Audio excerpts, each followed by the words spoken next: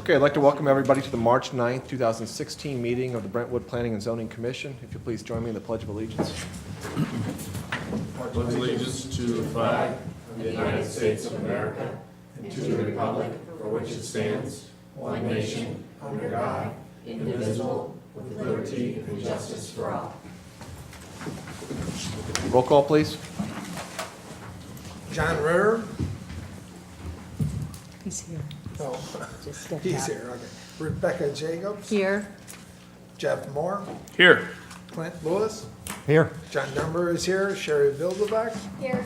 Michael Daming? Here. Jim Hansen? Here. Karen Smith? Here. We have a quorum, Mr. Chairman. Very good. Thank you, Mr. Nuremberger. Has everybody had an opportunity to review the February 10th, 2016 meeting minutes? Are there any changes to said minutes? Seeing none, they'll stand as approved by acclamation. We have one item on our agenda tonight under old business, an application for a zoning map amendment from PD to UD at 8071 and 8075 Manchester Road. The commission will recall that this item has been on the agenda for several meetings, both a general session and at subcommittee, along with another similar application for that property for a site plan review. The only item on the agenda tonight is for the requested rezoning at this site from PD to UD. So that's the only agenda item that we'll take up tonight. We did ask the applicant to come and give us a brief update on where we are in the general application, but at this point, sir, if you could step forward, introduce yourself for the record, and then if you have anything to add to the rezoning request, and then we'll ask Mr. Stryler to fill in the commission. Okay, my name is Larry Walker with Max Engineering. I'm the civil engineer on the project. Mr. Hassenflew, the developer for the project, apologizes. He called me, or actually emailed me very early, about 4 a.m., and said he had a fever and a cough and he wouldn't be able to make it tonight. So hopefully I can answer any questions that you may have. Anything new with the application? We have been working with all the city, of course, MoDOT, MSD, county highway department to address any comments, as we were going through and preparing site plan. Again, we're just here tonight for the rezoning. And we are in the process of addressing a few comments that the commission had, or I'm sorry, the subcommittee had at their last meeting, that we would be revising the site plan and making those adjustments and presenting them at the next subcommittee meeting.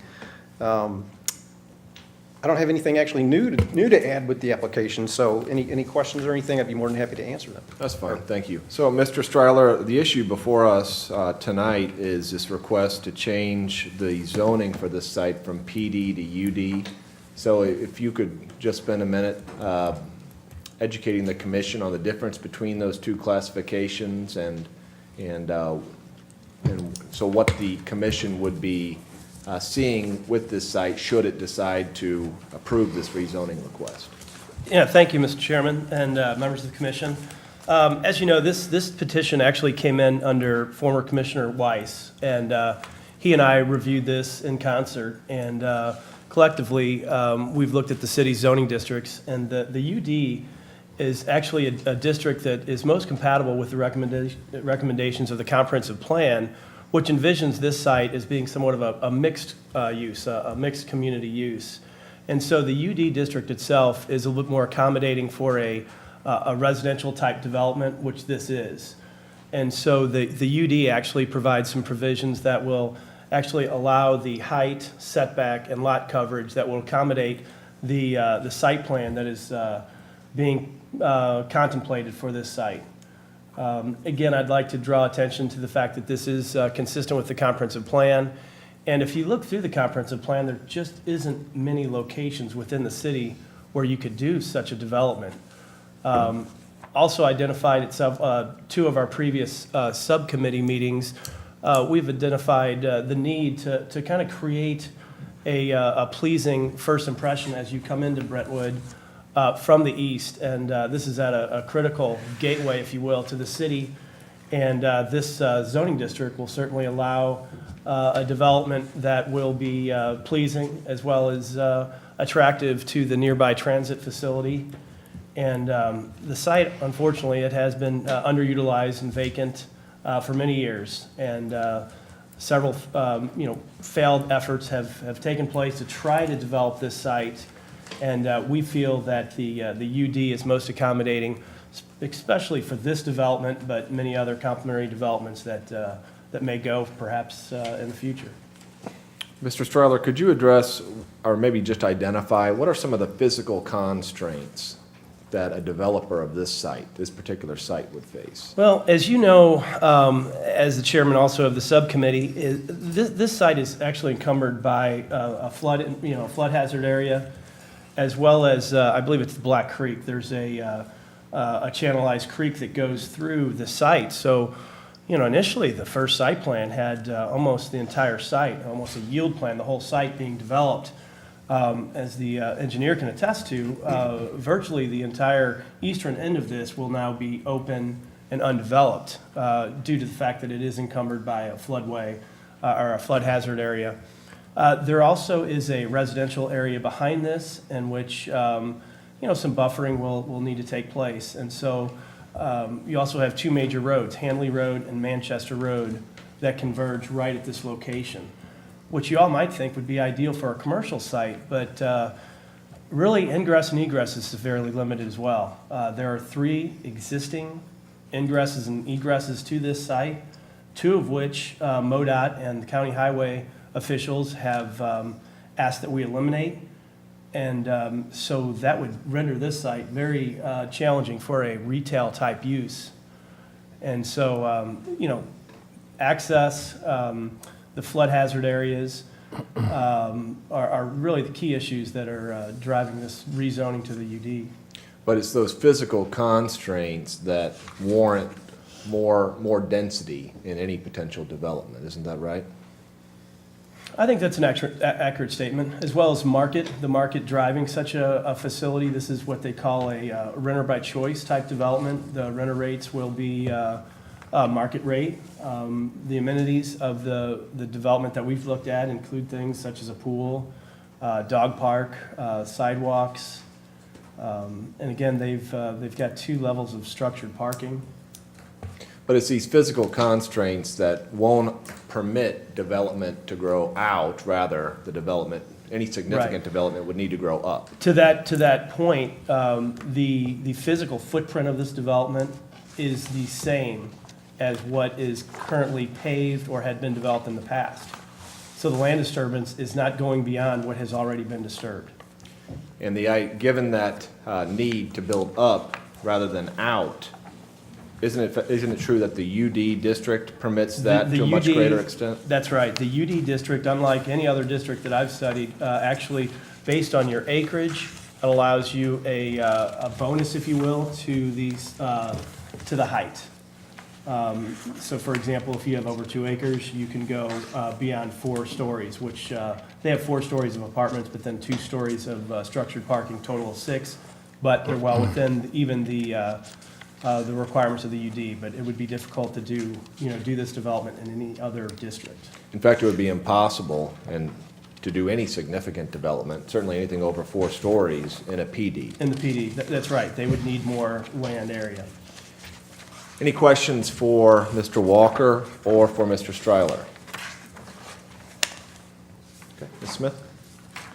And this maybe would be just a quick question. I think I had emailed after the site plan review, but there was in the original conditional use permit site plan review that was distributed on December 9th and January 13th, there was a comparison, I thought. The table? Yeah, that table. And so on this new application, do we have the right front yard, side yard, and rear Yeah, setbacks? if you go under section B of that site plan, section A talks about compliance with the comprehensive plan. B Okay. is a, kind of a line item by line item comparison Right. of the UD district and what is permitted and what is proposed. Yeah, if they were just a little, there was a difference between what we were shared in that December 9th meeting, I guess it was, on some of those setbacks. I don't think it would make a difference, because we're trying to shift this a little bit forward, right? Yeah, so Okay. the ingress will go behind. And again, the reason I did this analysis is I wanted to flag and make sure that We're not, the rezoning, we're rezoning this with no intentions of pulling a variance. At this point, I know of no variances that we'll need at this point, so. All right, thank you. Any other questions? Mr. Nurnberger? I would just like to, if we approve this change in zoning, before we have a official site plan that is approved, can it be contingent on if being approved for this site plan only? In the future, if somebody else, if this development doesn't go through, I hope it does, because I think it's a good use for the zoning, to rezoning for multifamily. It's not a problem with that. But if they decide to not do something on the site, do you change the zoning? Is that a problem to have it be contingent on this particular development, and then it goes back to where general commercial, where it's at right now, for another development, come back through and have to request that zoning change? Yeah, I think at this point, it would kind of be arbitrary to set any conditions. Right now, the rezoning will allow them to do what's permitted in the UD. And Yeah. for a reference point, you know, we obviously compared this for the proposed development that they have in mind. But should that change, or should a new developer come in place, I still believe that the UD district would be a more suitable zoning district for that particular site, for the various reasons that we went through just earlier. I think that's well said, Mr. Strahler. And Mr. Nurnberger, I would, without offering any legal advice, I would suggest that it would be inappropriate to put those limitations on this site. I think the consideration of whether or not to rezone this to a UD district needs to be on the site alone and not any proposed development on that site. I guess that's what I've been used to having happen. The site plan goes along with rezoning. It's all part and parcel. So that's what I'm used to. So that's what I'm just a little bit uncomfortable with, changing zoning for a use that we know what they want to put there. So having the site plan normally goes along with it. So that's what my concern is. Thank you. Ms. Bilderback? Thank you, Mr. Chairman. I understand what you're saying, Mr. Nurnberger, from some of the things we've had in the past. I think I would look at this piece of property as just being one of those things, like forget about the proposal that's before us as far as the actual specific development. In this case, if we're just looking at this piece of property with fresh eyes, with no one specifically in front of us, and what would make the most sense for the property, I think that we could look at it just as kind of a clean slate, that a UD district would make a lot more sense for that particular property and where it's located and how it kind of ties in with everything else and the unique characteristics of the property, so that no matter who would come as a potential developer or project going forward, that it still would be a better use of the property and would set us up better for the future for any developer or any project that would come through, because it would say kind of the type of thing that we're looking for in that spot. So I think it would make sense, even if there wasn't a particular project in front of us, to rezone the property to UD. Thank you, Mr. Chairman. Any further questions? Mr. Moore? Just an observation. First, I would assume that the application and the proposal to change to UD is specific to the site in question. It comes to my attention then that does not include the billboard piece on the east side of the creek, and obviously anything running along the western edge of Hanley going north. But by doing so, are we setting a precedent, perhaps the similar rezoning along Hanley, particularly in what I believe to be PD going north?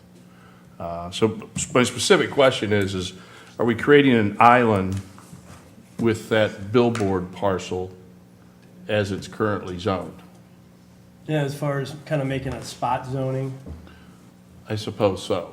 I don't, Yeah, I don't know the width, I don't know how large that parcel is over there. It can't be very big. Yeah, it couldn't be very big, and keep in mind, this creek not only separates this site from actually fully utilizing the breadth and the extent of this site, but it certainly provides a very traditional buffer or boundary between this site and that GC site you're talking about. So I would offer that creek itself and the buffers there too, which I think are 100 foot from the center of the creek, would provide that buffer or separation, which should address any of the concerns that you might bring up. Well, I'm not sure what the concern is specifically, it's just, I would- we do this here, then all of a sudden we have these three.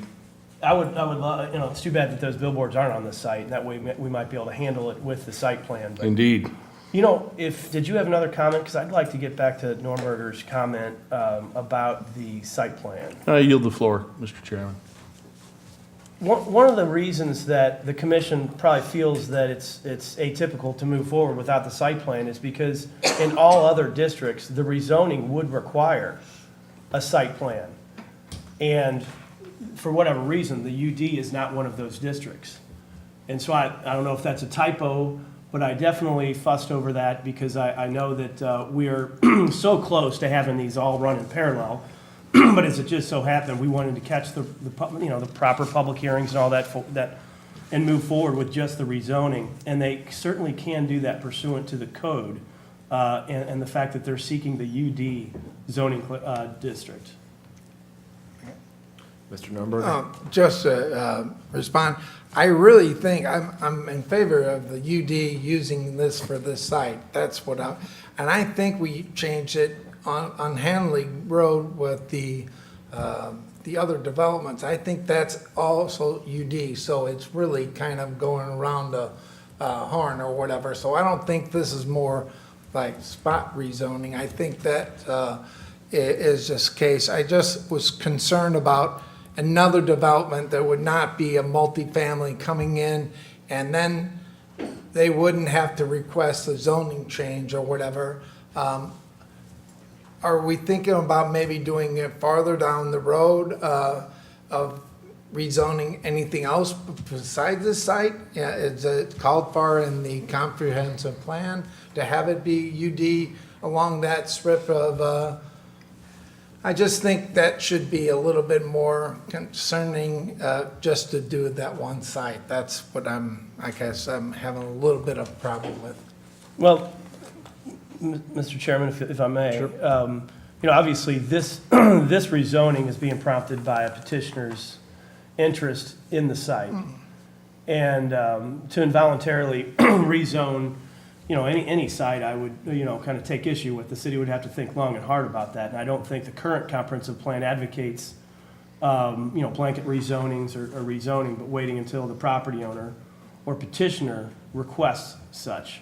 So this rezoning tonight is just for that parcel and just rezoning to the UD, which again, staff feels is consistent with the comprehensive plan. And But it would stay UD, once it's rezoned, it's gonna be UD for, eternity or till somebody else requests it to be changed back. That's what's on the docket for tonight. And again, some of those limiting factors or site challenges would really dictate what would go in there. Again, I think it would be very difficult for retail and a variety of other uses to really take advantage of that site due to the limited ingress and egress. Other questions for Mr. Walker or Mr. Stryler, or comments? Okay, Ms. Haley? Thank you. Based on the fact that this is consistent with the comprehensive plan and because we're dealing with a very discrete issue, I would personally be inclined to approve it without condition. I don't think conditions are going to get us anywhere on this. And I think we, piggybacking on Ms. Boulderback, we need to look at it in isolation, essentially, as a parcel and rezoning it for that purpose. Just my comment. Thanks. Okay, would any member of the audience like to address the commission on this application? Any further questions or comments from commissioners? Chair will entertain a motion. Mr. Chairman, I move that we recommend approval of this application for rezoning as submitted. Is there a second? Second. Second. Okay, motion and second. Any further discussion? Roll call, please.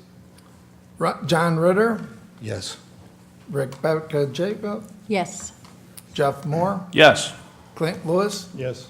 John Nurnberger is yes, Sherry Bilderbeck, Yes. Jennifer Hansen, Yes. Karen Smith. Yes. Motion passes, Mr. Chairman. Okay, thank you, Mr. Nurnberger. Thank you very much. Thank you, Mr. Walker. While Mr. Walker's here, are there any questions for him about the similar application that's pending on this site? Sure, Mr. Walker. Mr. Nurnberger? Is there any update on the traffic study? Sorry. I'll have to let Mr. Stryler talk to that. I know that they're still working on it, the last I had heard. I don't know if there's anything new to. We received a preliminary study that looked at, the traffic volumes and, I guess the traffic generation from the site. They didn't hit any numbers or any thresholds that were of any concern. But our traffic consultant is waiting for feedback from St. Louis County and MoDOT for any final study results. So that's where we're at right now. As you recall, MoDOT wanted to put a turn lane with a taper into the site. One of the big things that I think was agreed on is the location of the sidewalk being right adjacent to the right-of-way for the public sidewalk, and that will complement, again, a private sidewalk that the petitioner's designing in conjunction with the landscape plan. So I think that really works, in concert with what they've proposed. But I'll certainly let you all know once we get all the agency comments. We've also talked with the fire chief, and we've talked to Bi-State, our Metro, regarding the pedestrian, access and so forth. But again, it's probably to our advantage that this rezoning's moving forward as we hold the site plan back until we hear from all those respected agencies.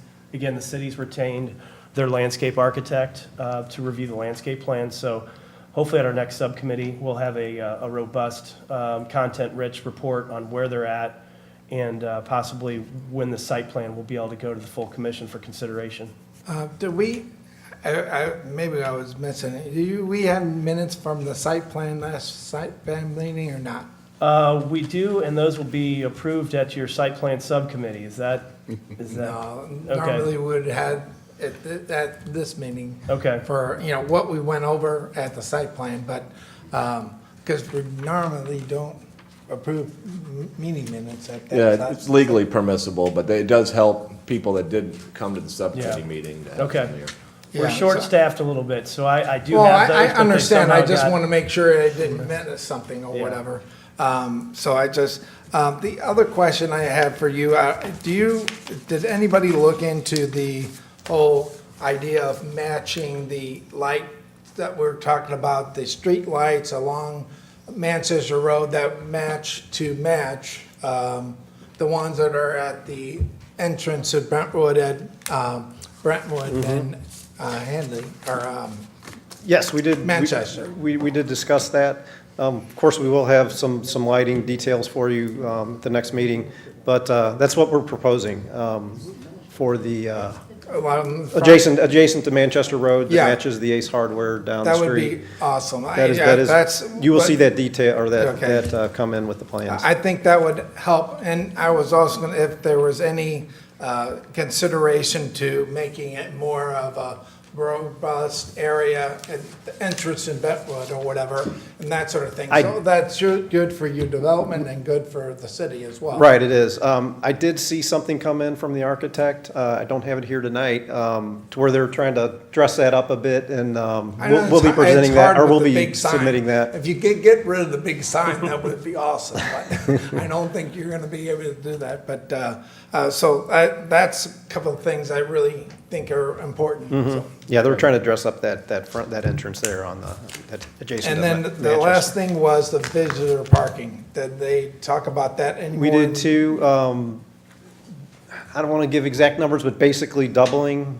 the amount of visitor parking. Of course, they're going to have to control that and have access to inside parking for that, Right. inside the building, but Oh. yes, yes. Yeah, I think that's a concern or whatever, and having an easement or a shared parking arrangement with the people next door will help that as well. He's so. looking into that too, but Yeah. of course, he's at the mercy of the Yeah. neighbor next door, so. You have enough land to build it, it's whether they will let you build it, so. Right, Thank you very much. thanks. All right, sounds like we're going to have answers to these questions, and Yeah. we'll have more definite at our March 30th subcommittee meeting. While you're here, is that what you have on your calendar, Mr.? I was gonna Walker? write that down.